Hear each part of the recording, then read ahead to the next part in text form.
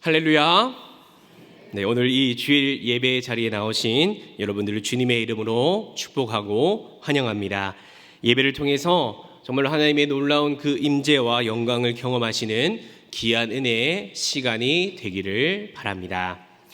여러분은 혹시 예수님이 이 세상에 오셔서 가장 먼저 하신 말씀이 무엇인지 알고 있습니까? 제가 조카들을 보니까 이 아기 때 제일 먼저 막 엄마, 아빠, 안 해, 싫어 막 이렇게 했던 그런 모습들이 있는데, 그런 모습들 말고요, 예수님이 사역을 시작하시면서 가장 먼저 하신 말씀이 무엇이냐면, 그것이 마가복음 1장 14절에서 15절까지 말씀에 기록이 되어 있습니다. 우리 한번 같이 말씀을 한번 읽어보도록 하겠습니다. 요한이 잡힌 후 예수께서 갈릴리에 오셔서 하나님의 복음을 전파하여 이르시되 때가 찼고 하나님의 나라가 가까이 왔으니 회개하고 복음을 믿으라 하시더라. 아멘. 예수님을 말씀하시기를 때가 찼고 하나님의 나라가 이제 가까웠으니 회개하고 복음을 믿어라 라고 이렇게 말씀합니다. 하나님 나라가 가까이 왔다. 아직 완전히 도착하지는 않았지만 바로 옆에 있다라고 하는 그러한 뜻이 아니라 이미 와서 곁에 있어서 손만 뻗으면 닿을 곳에 이미 왔다, 이렇게 예수님이 말씀하신 것이 첫 번째 말씀입니다. 그렇다면 예수님이 가장 마지막에 하신 말씀이 여러분 무엇인지 아십니까? 주님께서 부활하시고 제자들에게 40일 동안 나타나셔서 함께 계시다가 떠나가시기 전에 그 하신 말씀이 사도행전 1장 3절 말씀에 기록이 되어 있습니다. 우리 1장 3절 말씀도 한번 같이 읽어볼까요? 시작. 또한 그들에게 확실한 많은 증거로 친히 살아계심을 나타내사 40일 동안 그들에게 보이시며 하나님 나라의 일을 말씀하시니라. 아멘. 여기에도 보면 여러분, 하나님 나라의 일들을 말씀하시니라 라고 그렇게 기록이 되어 있습니다. 여러분, 공통점이 무엇이죠? 바로 하나님 나라라고 하는 이것이 바로 공통적인 부분이라는 것입니다. 예수님이 세상에 계시는 동안에 우리에게 가르치시고 또 그분이 행하신 모든 것의 가장 중요한 핵심이 바로 이 하나님 나라에 관한 것이라는 것을 우리는 알 수 있다는 것이죠.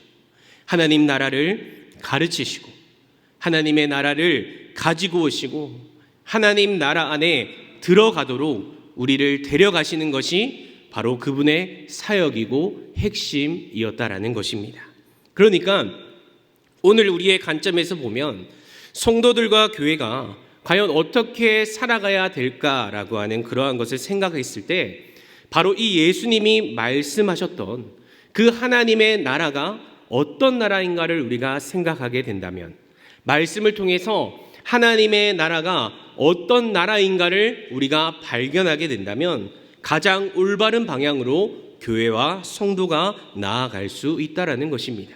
소원하기는 오늘 말씀을 통해서 과연 하나님의 나라는 어떠한 나라인가, 그리고 그 모습대로 살아가실 줄 아는 저와 여러분들의 믿음의 결단과 또 변화가 있기를 간절히 주님의 이름으로 축복합니다. 오늘 본문 말씀의 배경이 1절 말씀에 나와 있는데요, 우리 같이 한번 1절 말씀 다시 읽도록 하겠습니다. 시작. 천국은 마치 품꾼을 얻어 포도원에 들여보내려고 이른 아침에 나간 집주인과 같으니. 아멘. 여러분, 하나님 나라가 지금 누구와 같다라고 합니까? 품꾼을 얻어 포도원에 들여보내려고 이른 아침에 나간 집주인과 같다라고 그렇게 말하고 있습니다. 그러니까 자신이 가지고 있는 포도원에 일하는 사람을 뽑기 위해서 이른 아침에 나간 그 집주인의 모습을 우리가 주목하고 눈여겨본다면, 하나님의 나라가 이러한 나라인 것인지를 우리가 알 수 있게 된다라는 것이죠. 그렇다면 여러분, 이 주인이 어떤 일꾼들을 얻으러 나갔을까요? 첫 번째는 바로 이른 아침에 만난 일꾼들입니다. 1절 2절 말씀을 보시면 이른 아침이라고 그렇게 기록이 되어 있습니다. 여러분이 집주인이 이른 아침에 나갔는데 거기에서 만난 품꾼들과 약속하여 이 포도원에 들여보냈다라고 말씀하죠. 여러분, 유대인들은 해가 뜰 때 일을 시작해서 해가 질 때 일을 마치는 그들만의 생활 습관이 있습니다. 그러니까 이른 아침 하면 여러분 몇 시쯤 될까요? 정확하지는 않겠지만 한 6시 정도라고 생각하시면 됩니다. 또 주인이 일을 할 사람들에게 무엇을 약속하고 있느냐? 바로 한 데나리온씩을 약속하고 있습니다. 여러분, 그렇다면 이 한 데나리온은 과연 어느 정도의 가격일까요?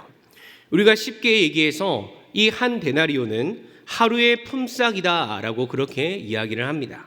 그런데 엄밀히 말해서 이 한 데나리온은 그때 당시에 귀족의 집안에서 정기적으로 일을 하고 있는 사람들이나 아니면 로마의 군대에 고용된 군인들이 하루 밟는 품삯이 바로 한 데나리온이었습니다. 즉 하루 일하고 받는 그러한 일용직의 사람들이 받는 금액이 아니라 정기적인 계약, 정기적인 약속을 하고 일을 한 사람들에게 주는 금액이 바로 한 데나리온이었던 것입니다. 여러분, 그러면 오늘 이 첫 번째 일꾼들에게 만약에 한 데나리온을 준다면 여러분 많이 주는 것일까요? 조금 주는 것일까요?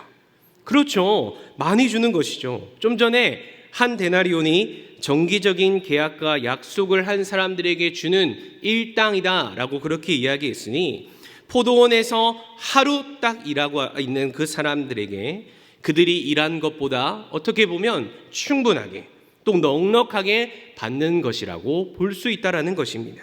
결국에 주인은 이들이 일한 것보다 더 많은 금액을 약속하고 이 포도원에 들여보내고 있다라는 모습을 우리에게 보여준다라는 것입니다. 그렇다면 여러분, 두 번째는 어떤 일꾼들이었을까요? 우리 3절과 4절 말씀을 한번 같이 읽어보도록 하겠습니다. 시작. 나가보니 장터에 놀고 서 있는 사람들이 또 있는지라. 그들에게 이르되 너희도 포도원에 들어가라. 내가 너희에게 상당하게 주리라 하니 그들이 가고. 아멘. 두 번째는 바로 제3시에 만난 일꾼들입니다. 제3시는 여러분 몇 시일까요? 우리가 쉽게 유대 시간에서 6시간을 더하면 한국 시간이 됩니다. 그러면 3 플러스 6 하면 몇이죠? 어떻게 이렇게 잘 맞췄습니까? 맞아. 바로 9시 정도가 됩니다. 그런데 이 9시에 온 사람들에게도 품삯을 얼마를 지금 약속하고 있습니까?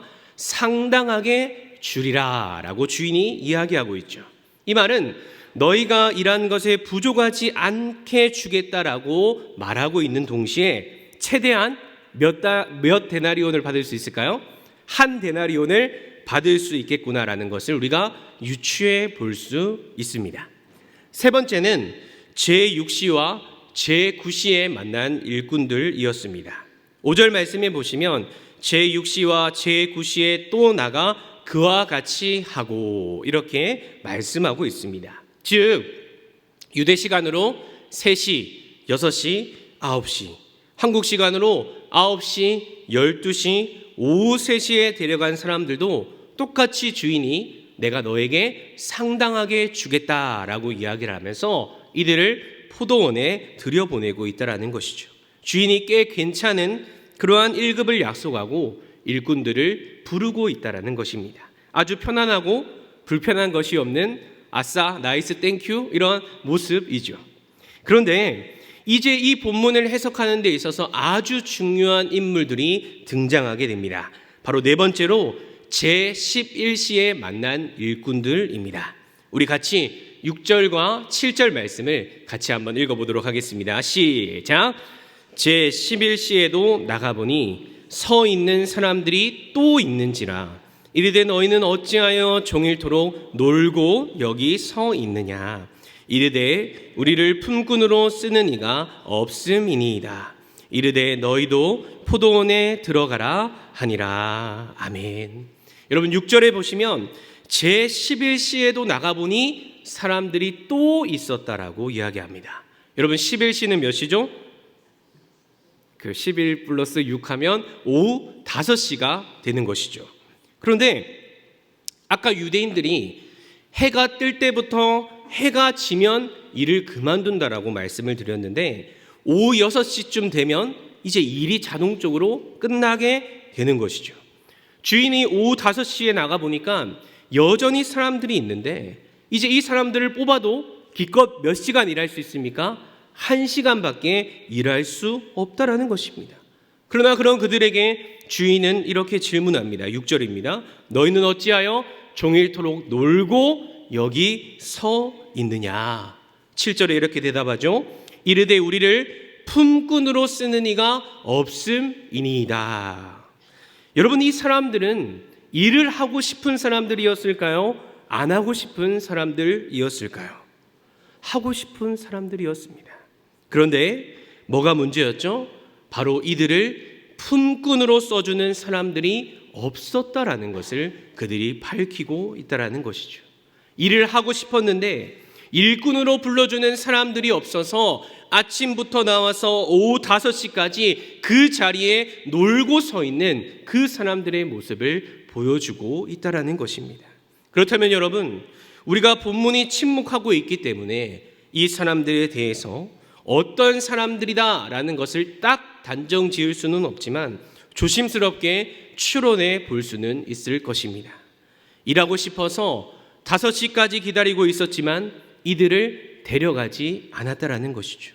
정말 운이 없어서 일자리가 없어서 가지 못한 경우도 있을 수 있지만 이들은 아마 아침부터 온 자들보다 못한 사람들이었을 가능성이 높습니다.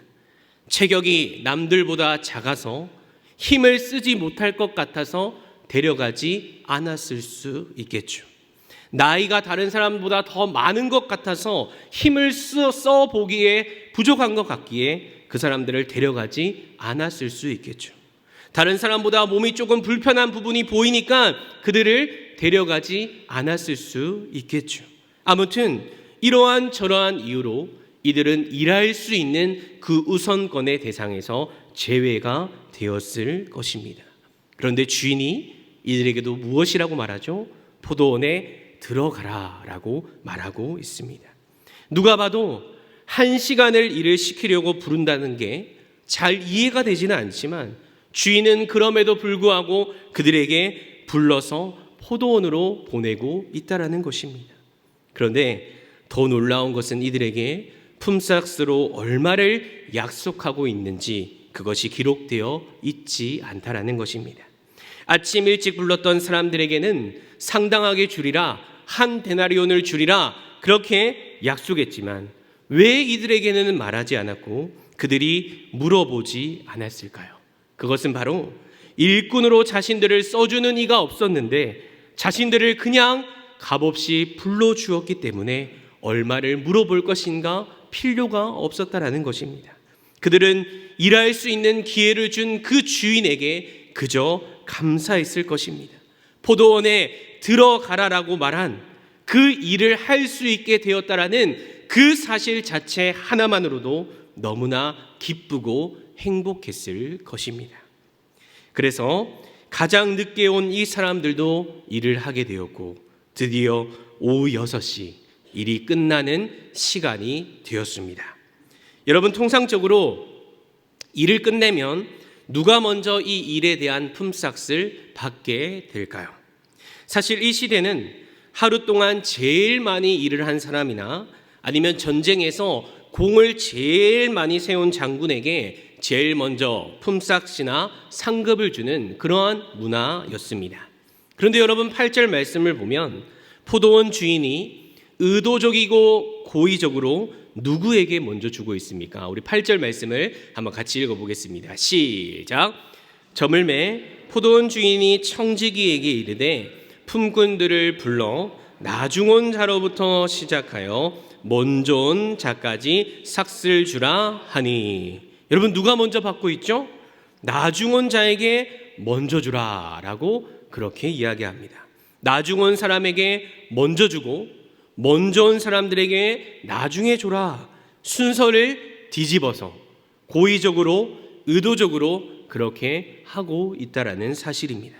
그런데 더 충격적인 것은 9절 말씀입니다. 9절 말씀에 보니까 제11시에 온 자들이 와서 한 데나리온씩을 받거늘 이렇게 이야기하고 있습니다.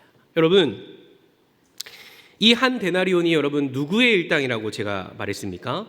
정규직 노동자들이 받는 하루의 품삯이 한 데나리온이다라고 이야기를 했습니다. 다시 말하면 계약을 맺고 9시간에서 12시간 일했던 사람들이 받아가는 품삯이 한 데나리온이라고 하는 가격인데, 오후 5시에 왔는데 1시간밖에 일하지 않았는데 그 일꾼이 지금 한 데나리온을 받고 있다라는 그러한 아이러니한 사실이라는 것입니다. 여러분, 사실 이게 너무나 아이러니한 것이지만 바로 오늘 이 비유를 해석하는 너무너무 중요한 키인 것을 여러분은 아셔야 합니다. 여러분, 하나님의 나라는 어떠한 나라일까요?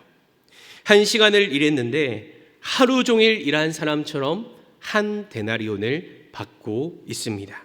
그러니까 먼저 온 사람들이 나중 온 그 한 사람이 한 데나리온을 받는 모습을 보고 뭐라고 생각을 했겠습니까? 우리 10절 말씀을 같이 한번 읽어보도록 하겠습니다. 시작.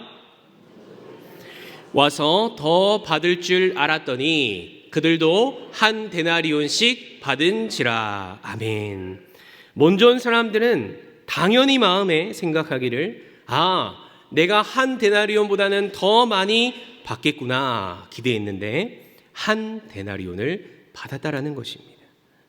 그리고 나서 이 사람들이 보인 반응이 무엇입니까? 바로 원망이라고 하는 반응이었습니다. 11절 12절 말씀해 보시면 받은 후 집주인을 원망하여 이르되 나중 온 이 사람들은 1시간밖에 하지 않았고 우리는 종일 수고하며 더위를 견뎠는데 왜 우리에게 이렇게 합니까? 왜 우리에게 더 주지 않습니까? 라고 하는 그러한 원망을 하고 있다라는 것입니다.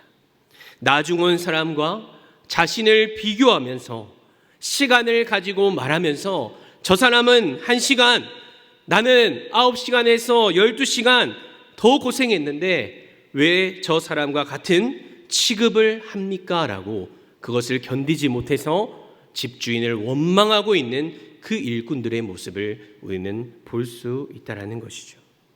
여러분, 제가 군대를 가기 전에 부산에 그 옵스라고 하는 유명한 빵집이 있습니다. 잘 모를 수도 있는데 그 빵집에서 제가 일을 좀 했습니다. 제가 보기에는 좀 다르게 좀 고급지게 생겼죠? 네. 제가 근데 어떤 일을 했냐면 이 위생 담당이었습니다. 좀 어울리죠? 네, 그래서 행주를 이 매일 락스와 막 퐁퐁을 그 완벽한 비율로 막 섞어서 대형 냄비에 이렇게 막 팔팔 끓이고 바닥을 쓸고 막 거품을 내고 빡빡 닦고 그다음에 마른 수건으로 그것을 닦아내는 그러한 일을 했습니다.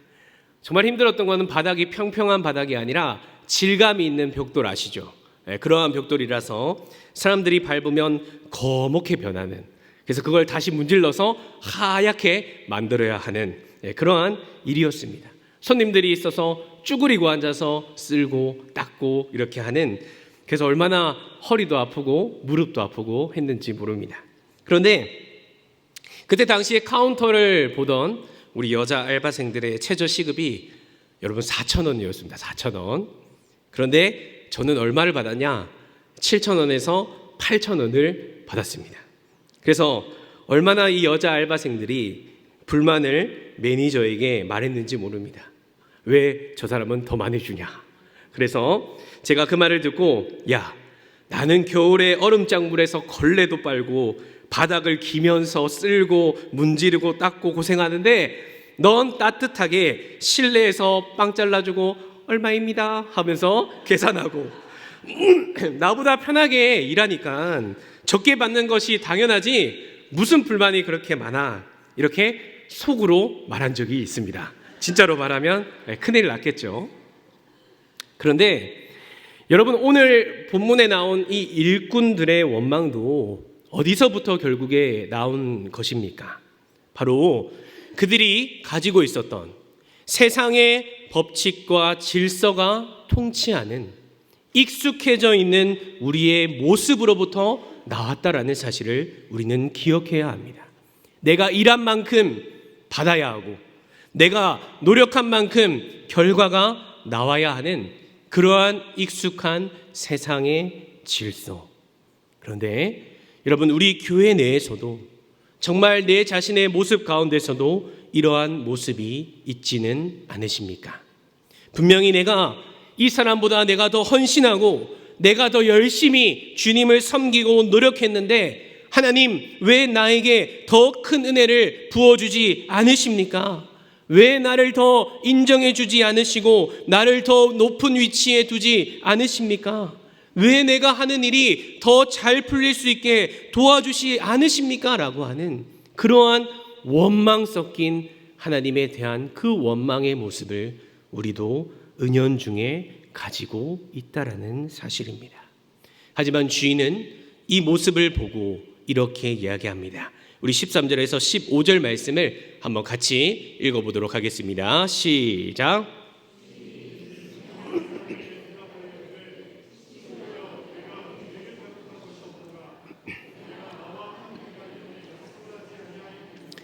내 것이나 가지고 가라. 나중은 이 사람에게 너와 같이 주는 것이 내 뜻이니라.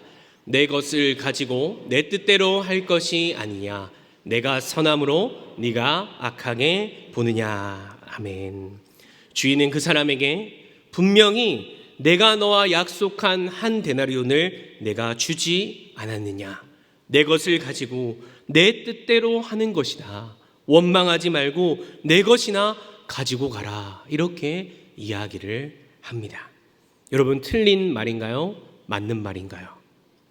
그렇죠. 이성적으로나 계산적으로나 약속한 것을 기억하면 주인은 그들에게 잘못한 것이 1도 없다라는 사실입니다. 그러나 맞는 말임에도 불구하고 솔직히 우리의 마음에 뭔가 섭섭한 마음이 들지 않습니까? 주인이 좀 너무한다, 이러한 아쉬움이 남지 않으십니까? 하지만 여러분이 다 아시다시피 하나님은 아들인 예수 그리스도를 우리에게 내어주셨고 상한 갈대를 꺾지 않으시고 꺼져가는 심지를 끄지 않고 우리의 작은 탄식에 반응하는 하나님이시기 때문에 내 것 가지고 내 마음대로 하는데 네가 무슨 상관이냐라는 그러한 말을 하지 않으십니다. 우리가 이렇게 모여서 예배할 때 얼마나 기뻐하시고 즐거워하시는 하나님이신데 우리에게 절대로 상관하지 말라라고 그렇게 말씀하지 않으십니다. 그런데 왜 이 13절에서 15절까지 말씀이 우리에게 낯설고 우리의 마음을 불편하게 하는 것일까요? 이 본문의 내용이 왜 우리의 마음에 익숙함이 아닌 낯섦을 주고 행복이나 기쁨 대신 불편함을 주게 될까요? 그것은 바로 오늘 본문의 말씀이 하나님의 나라에 대한 것을 말씀하고 있는데 우리가 알고 익숙해져 있는 모양과는 다르기 때문에 그것이 낯설고 우리가 중요하다라고 여기는 그것과는 다르기 때문에 우리가 불편하고 그러한 요소를 하나님 나라가 가지고 있기 때문에 우리가 받아들이기 힘든 모습을 우리는 갖고 있다라는 것입니다. 그게 무엇입니까, 여러분? 바로 오후 5시에 포도원에 온 일꾼처럼 거의 일을 하지 못하고 일한 것이 없는데 많이 일한 사람처럼 너무나 풍성한 선물을 값없이 자격 없는 자에게 풍성하게 주시는 하나님 나라의 너무나 다른 질서. 우리가 가지고 있는 익숙해져 있는 세상의 질서는 사람들에 의해 왜곡되고 변질된 그러한 질서라면 예수님이 가지고 이 땅에 온 그 새로운 질서는 너무나 참되고 영원한 것이지만 우리가 가지고 있는 그 질서와는 너무나 다르다라고 하는 그 사실이 바로 우리의 마음을 불편하고 낯설게 만들고 받아들여지지 않는 이 마음이라는 것입니다. 여러분, 그렇다면 하나님의 나라는 어떠한 나라입니까? 품삯으로 주었던 그 풍성한 값을 자격 없이 조건을 구비하지 못한 자에게 주시는 하나님 나라의 새로운 질서, 이게 무엇입니까? 바로 우리의 표현으로는 바로 은혜라는 것입니다. 은혜가 통치하는 하나님의 나라, 그것이 바로 하나님 나라의 가장 중요한 특징이라는 것입니다. 로마서 5장에 보면 이 세상의 모습과 예수님이 가지고 온 모습에 대해서 말하고 있습니다. 17절과 21절에 이렇게 말하고 있는데요, 우리 한번 같이 읽어보도록 하겠습니다. 시작. 한 사람의 범죄로 말미암아 사망이 그 한 사람을 통하여 왕노릇하였은즉 더욱 은혜와 의의 선물을 넘치게 받는 자들은 한 분 예수 그리스도를 통하여 생명 안에서 왕노릇하리로다. 이는 죄가 사망 안에서 왕노릇한 것 같이 은혜도 또한 의로 말미암아 왕노릇하여 영생에 이르게 하려 함이라. 아멘. 우리가 원래 사는 이 땅의 질서는 죄가 사망 안에서 왕노릇했다라는 것입니다. 모든 사람 위에 죄가 통치하고 죄가 우리를 다스리고 있는 것이 이 땅의 질서였다면, 예수님이 가지고 온 질서는 바로 은혜가 왕노릇하는, 은혜가 통치하는 하나님의 나라라는 것입니다. 아무 자격 없지만 은혜가 끼쳐지게 되는 것이 바로 은혜가 통치하는 하나님 나라의 질서라는 것입니다. 저는 우리의 강연교회가, 우리의 공동체가 정말로 세상의 질서가 아닌 하나님의 은혜가 통치하는 그러한 나라요, 그러한 교회요, 그러한 공동체가 되기를 간절히 주님의 이름으로 축복합니다. 여러분, 그런데 이 은혜가 통치하는 하나님의 나라가 어떻게 가능하느냐?